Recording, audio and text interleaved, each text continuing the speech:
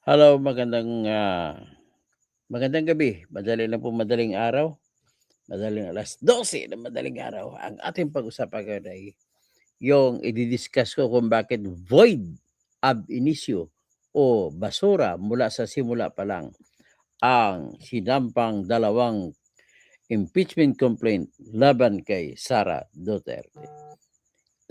Ito po ang ating dahilan.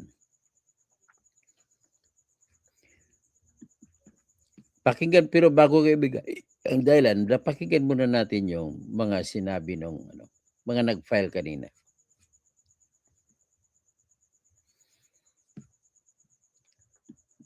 Itong pamangkin ni Noynoy Aquino, isa. Doon, ginagamit yung pagka-Aquino niya. Kala niya maayos siya.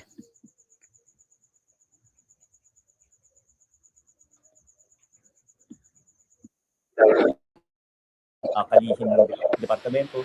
Pang-apat, yung undeclared wealth po niya sa kanyang mga salin. At panglima, yung tungkol sa involved Sara Duterte laban sa mga matataas na opisyal. Pangalawa, tungkol sa 612.5 million in confidential funds na hindi na ipapaliwanag kung paano siya ginasta. Pangatlo, yung mga allegations of bribery na naganap. Hindi ka sumama sa kaso laban kay BBM. Mr. Aquino. Kung talagang makatao ka, bakit di ka sumama sa kaso laban kay BBM? Sa DepEd habang siya ay nanunungkulan bilang kalihim ng departamento. Pang-apat, yung undeclared wealth po niya sa kanyang mga salin. At sa undeclared wealth sa salin? Panlima, yung tungkol sa involvement niya po sa mga EJ case na naganap nung panahon ng administrasyon ng kanyang tatay. So yun po, we hope na sana mabilis na po itong maresolbahan dahil again, kung hindi dahil sa mga procedural issues na naganap last year, dapat resolve na yung case na to, dapat may decision na tungkol kay VP Sara Duterte, pero nakaabang pa rin po yung taong bayan dahil... Oo na, ulitin natin. Yung mga issue mo na ni-raise, ang bilang kalihim ng departamento. Pang-apat, yung undeclared wealth po niya sa kanyang mga salin. At panlima, yung... naging vice presidente siya. Siguro binabanggit na naguyo ka ni Trilling. Yung binabanggit ay hindi pa sa vice presidente nun. Ang utos po ng Supreme Court kung nagbabasa kayo ng desisyon, hindi kasama ang mga bagay na nagawa ng isang tao para ihabla mo siya sa impeachment. Dahil ito yun ay nangyari nung hindi pa sa vice presidente. Kaya mga nangyari lang ng vice presidente siya, yun lang pwede mahabla. Okay? Ulitin natin ito, napakabubot. Habang siya ay nanunungkulan bilang kalihim ng departamento.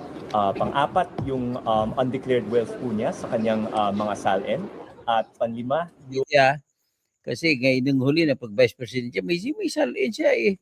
Ngayon kung sabi mo na hindi declared, sinasabi ngayon, ulitin ko lang, ni Trillanes noong vice mayor pa siya mayor pa siya ng Davao City. Kung tungkol sa involvement niya po sa mga EJ case na naganap nung panahon ng administrasyon ng kanyang tatay. Hindi pa siya vice presidente noon, so hindi siya kasama yun. Ano bang napakabubo ka ba? Ano mga klaseng Aquino to, napakabubo to. Ang tali-talino ni Ninoy Aquino, tapos ito na Aquino, bubo. So yun po, we hope na sana mabilis na po itong maresolbahan dahil again, kung hindi dahil sa mga procedural issues na naganap last year, dapat resolve na yung case na to, dapat may decision na. Kayo may kasalanan, hindi yung procedural issues. Kayo ang, bakit sinusuportahan nyo yung mga ginagawa ni Romualdez na nag-apat-apat na reklamo sa sampa? Yan pala, kayo na may mali niyan, corruption yun eh. Tungkol kay VP Sara Duterte, pero nakaabang pa rin po yung taong bayan dahil... ikaw lang ba taong bayan? Kung taong bayan din ako. Dami ng taong bayan na ayaw ng impeachment kay laban kay Sara. Sa mga nangyari, dahil sa mga pagkukulang ng iba't ibang mga... Kayo lang nag-aabang, hindi yung buong taong bayan. Mas marami taong bayan na ayaw. Institusyon. Pero tayong mga mamamayan po, again... Yung mamamayan, wag mo idamay mga mamamayan iba, ikaw lang. Kayo lang. Ginagampanan po natin yung ating tungkulin na Kayo lang, ginagampanan niyo yung tungkulin niyo. Huwag niyo damay mag-ibang walang kinalaman sa inyong ginagawa. hindi laban sa korupsyon, laban sa lahat ng wrongdoings na nakikita natin sa pamahalaan. Maraming Kita nyo, hindi nakita ng iba. salamat. Mga kupal talaga to, nangangkin. Binibitbit mo buong Pilipinas na hindi mo naman natanong ang lahat kung sang-ayon sa iyo, sa ginagawa mo. Anong klaseng Aquino to? Sige, pakinggan pa natin ng iba. Ma'am. As a petitioner, ulitin ko lang po, many of us are part of the initial complaints yung nakaraan last year. At saka kayo ni-recycle nyo. At inuulit lang po namin na Kami na recycled, inuulit nyo lang namin. pa rin kasi sa pulsa simula, buo po ang aming paniniwala Apo, paniwala sa simula. Okay. na dapat na po nating makita kung ano ang katotohanan tungkol sa mga aligasyon na nakita pa natin nung panahon po ng Quadcom. Kaya Si BBM.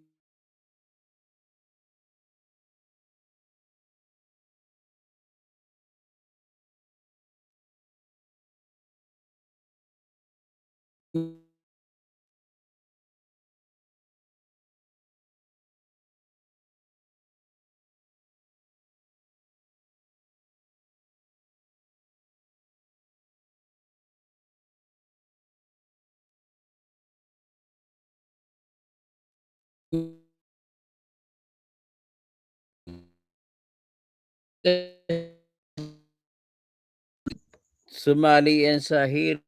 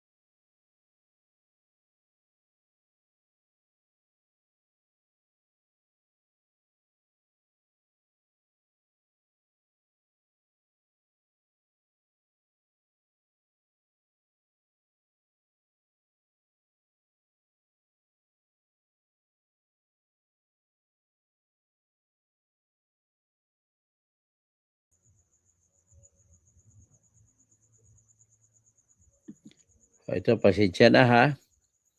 Namatay na naman. Ang hina ng internet sa lugar ko kung saan ako eh. Pasensya na.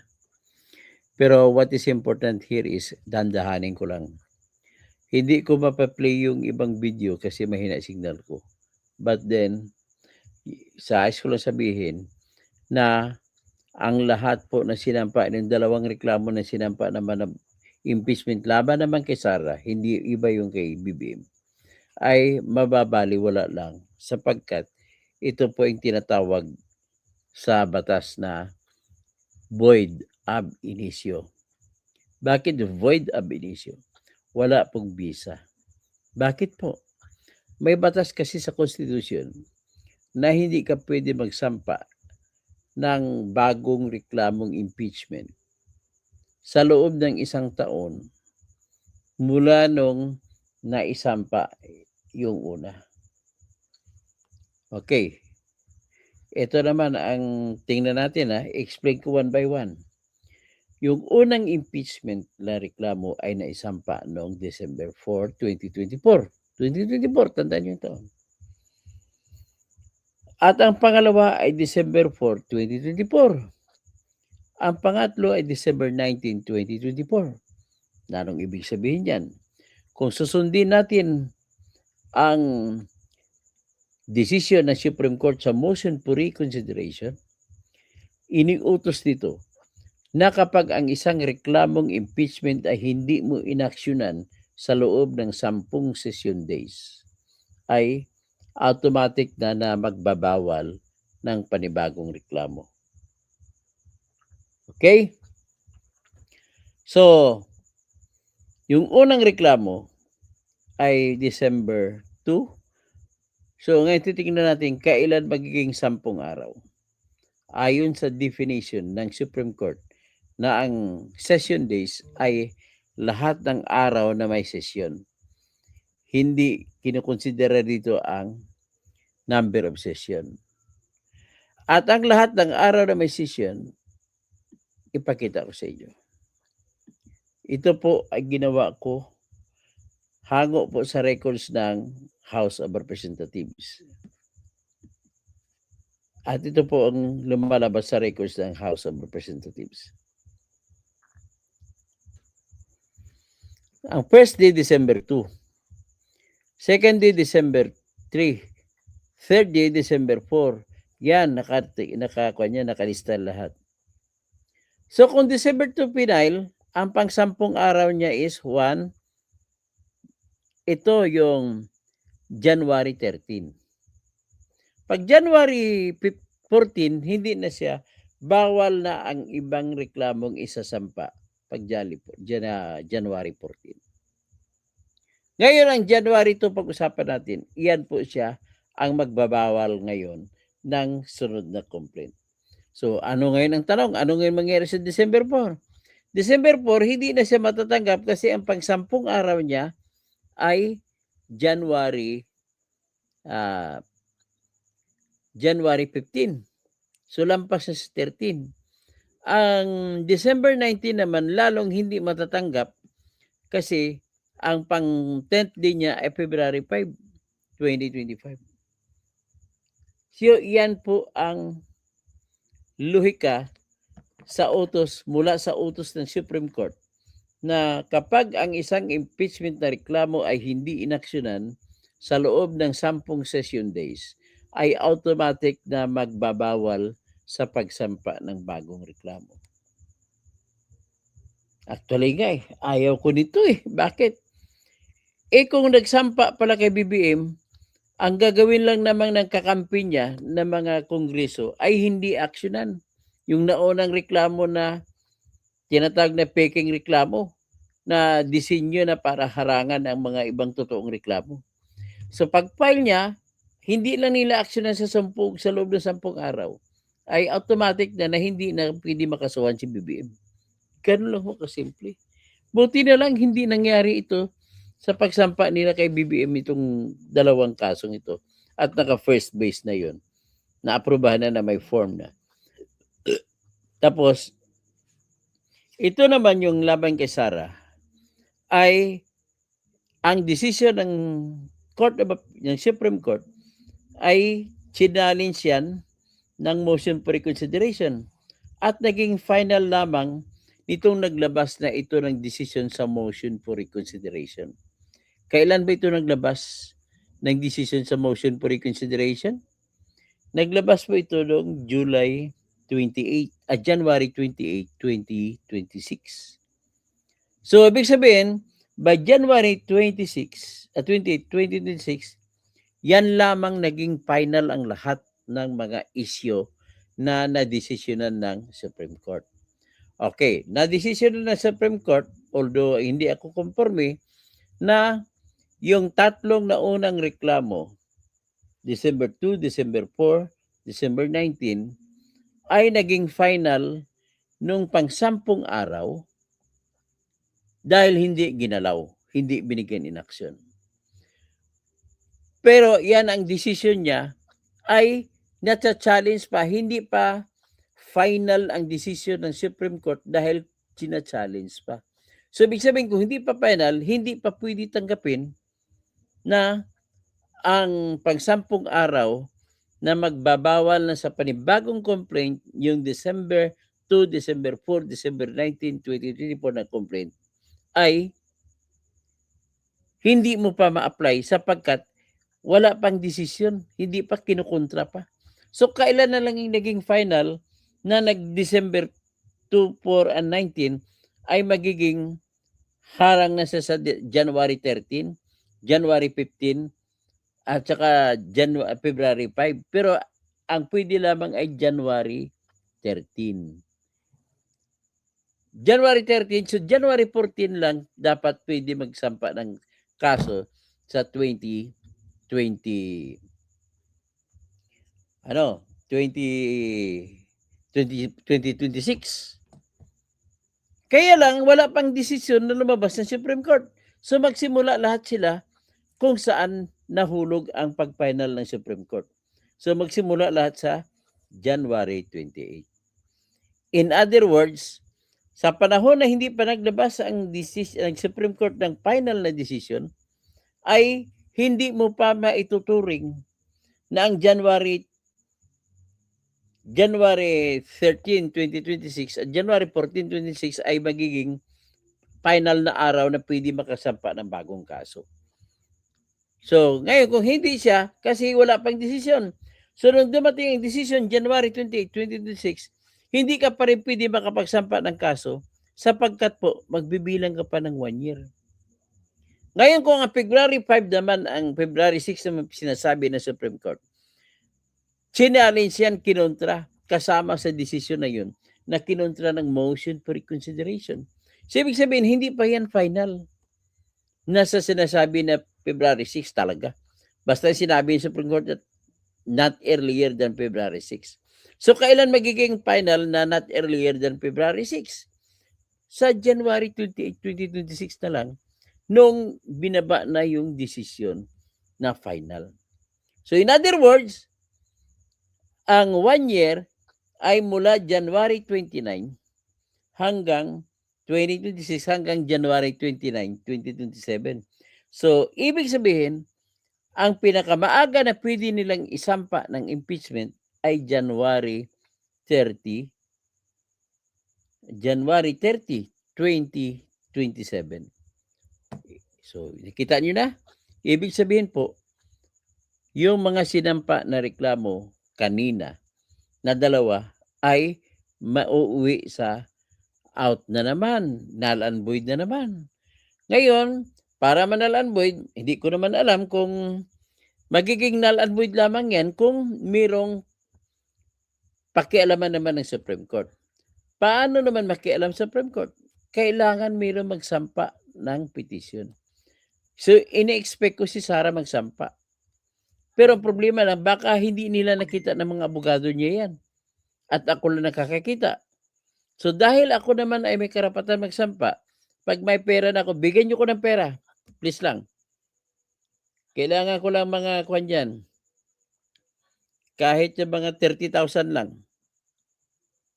Isasampa ko sa Supreme Court, kukontrahin ko, ipapatapon ko, papipigilan ko yung sinampa na bagong impeachment complaint.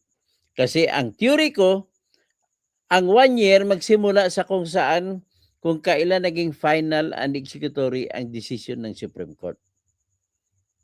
So mula dyan, 1 year, sa next year pa. Naintindihan nyo na? O, ganun po yan. So, sino to? Akala ko si Cap Barsaga, si Kausing. Ikaw naman, no? Masyado mga kung nilalait Liga na Galvez. Kala mo, pugi ka.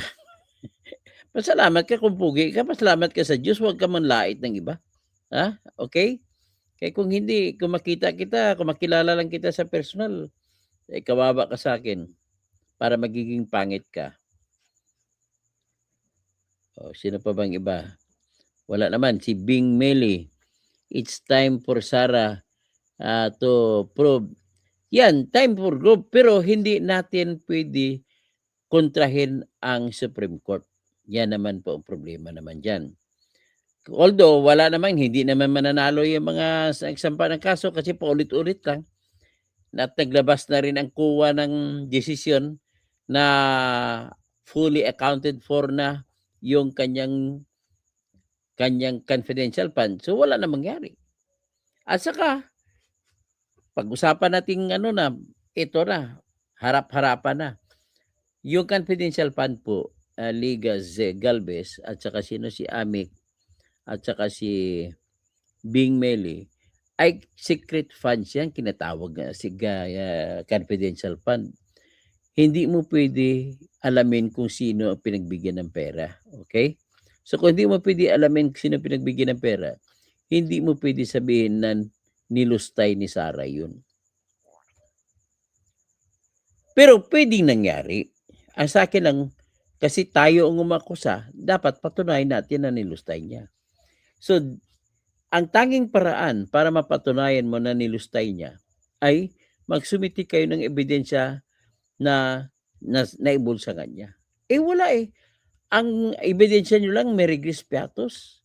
Ang Merigris Piatos, standard po yan na pruweba na ginagamit na resibo ng mga military sa intelligence fund nila. Ganun po yan. Kahit alamin mo kay Bongbong Marcos na confidential fund. Kahit alamin mo pa ang confidential fund ni Romualdez. Ipapasabi na lang lahat yan ng abogado ni Sara. Malalaman ang manner sa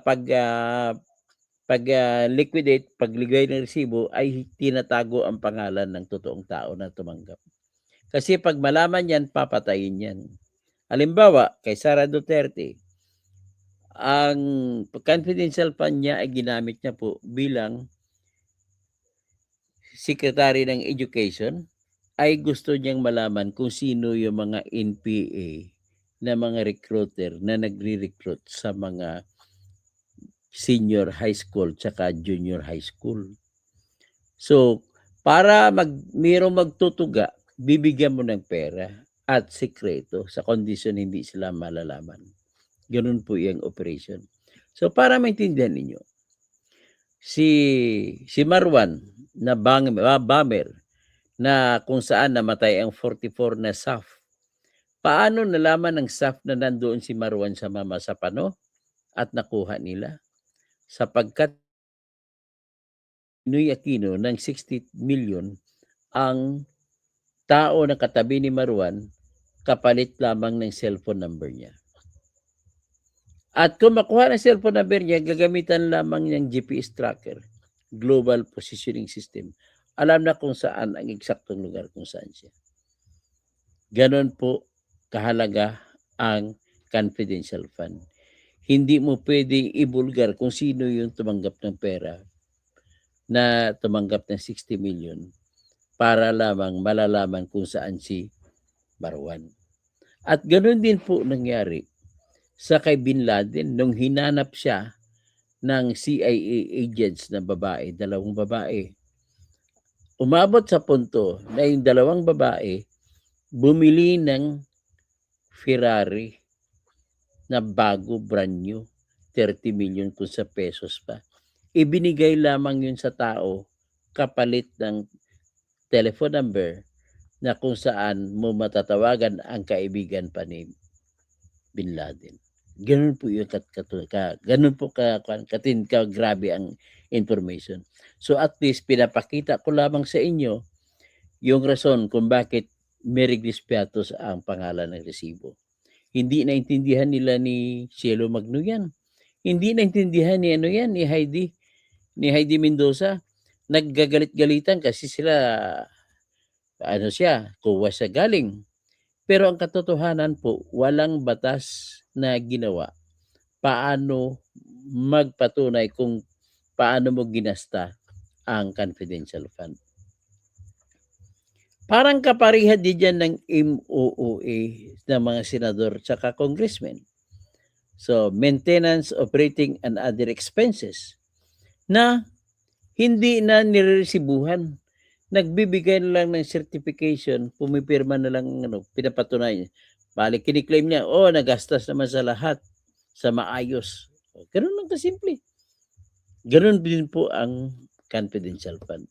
At kung malaman kung sino nagbigay ng pera, sigurado patay yun sa mga bomber, yung tao nagbigay ng tip sa gobyerno natin para mahanap kung saan si Marwan. Ganon din yung taong nagbigay ng telephone number ni Bin Laden. Siyempre, mapapatayin yun ng mga Al-Qaeda. Kung malalaman na siya nagbigay pala, siya ang nagbenta kay Bin Laden. At alamin nyo na po, kung gusto nyo maging magaling na intelligence officer.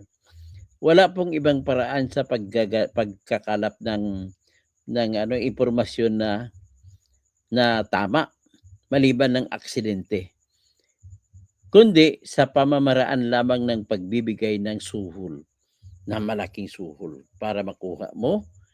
Ang tawag diyan sa kanila ay spy. Binabayaran mong spy. Papatayin yung spy pag malalaman na sila nagbibigay informasyon. Okay? Siguro hanggang diyan na lang. Maintindihan niyo naman siguro kung anong ibig kong sabihin. At magandang umaga po. Mag-umaga na ba? Madali na mag-umaga. So Siniki, baka kampante lang si Sarah. That time na mangurakot kasi, hindi naman natin alam kung nangurakot siya. Posible po na nangurakot siya. Posible naman, pero posible din hindi. Pero sa gitna ng dalawang posible niyan, ay tayo na nag-akusa ang may obligasyon na magpapatunay. Okay? Kung hanggang lang sa Mirigis Piatos, wala tayong makukuhang informasyon. So hello po, watching from Hong Kong, si Normilita Torla. Tapos si Nikki D, salamat Nikki D sa pagko-comment mo. Tapos si Emily Sol, punta ka sa Barili, Cebu to. Daming kausing doon, mga mayaman lahat. Ganun ba? Sige, mamasyal talaga ako sa Barili. Siyempre, lugar namin yan eh. Amik, TV4, 5 UK. Tapos, Liga Galvez, bihira ka lang manood ngayon sa akin Tapos, tinitira mo pa ako. Sabing Meli, it's time for Sarah to prove. Bahala na sila kung ano mangyari niyan. Pero the problem is, the law is the law. You cannot bend the law. Ang law, 1 year. Kung law 1 year, saan magsimula? Sa 28.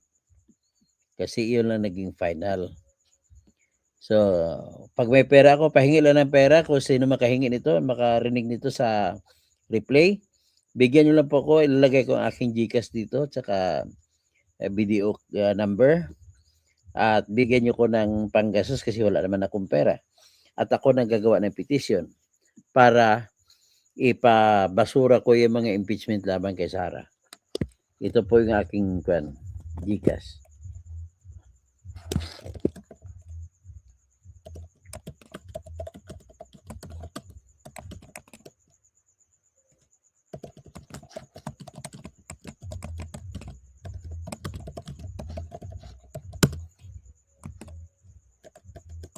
Isampa ko sa Supreme Court.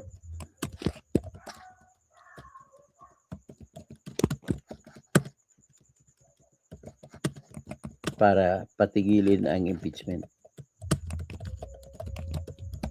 Kagagalitan na naman ako dito ng mga kakampi ng kalaban, mga kaaway ni Sarah.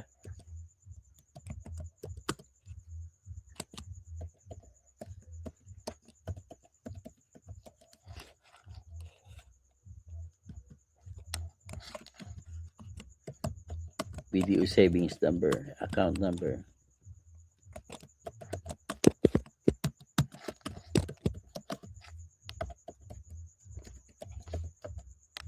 For 580-68536. Sa lahat ng pangalan ng birthday ni si Kausing. Salamat po. Yan lang po at magandang umaga na. 1 minute na lang to 12 o'clock. Magandang umaga na po. So maraming salamat sa lahat.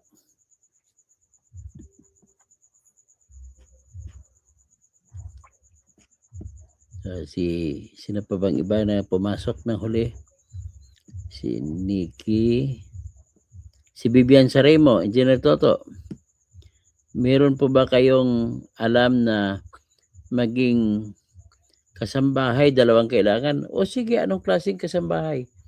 Anong kailangan nyo? Pwede po, marami po ako makukontak sa probinsya. Paki-message mo lang ako sa aking at kung anong requirement nyo, ilang taon, ano mga trabaho, pakisabi na lang po at ako'y may mga kamag-anak na gusto naghanap din ng trabaho. Maraming salamat po. Maraming salamat po.